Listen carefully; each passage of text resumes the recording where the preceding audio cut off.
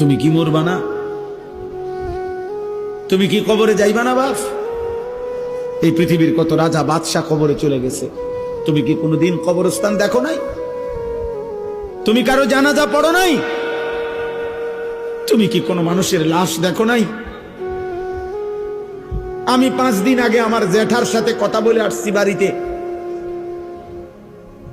খোঁজ খবর নিছি। 5 দিন পরে আমার জ্যাঠা মারা গেছে। আমি জ্যাঠার দিকে তাকাইয়া বাড়িতে গিয়া দেখছি আমার এই সেই মানুষটা যার সাথে আমি কথা বলছি, উনি নাই, চুপ হয়ে গেছে, হাত নড়ে না, পাও নড়ে না। আমি জানাজা পড়াইছি আমার জ্যাঠার, তো জানাজার আগে আমি আমার জ্যাঠার কবরটা খালি, তখন কবরে রাখে নাই। আমি কবরের দিকে তাকাইয়া অনেকক্ষণ 8-10 মিনিট হইব, আমার বাবার কবরের পাশে আমার জ্যাঠার কবর,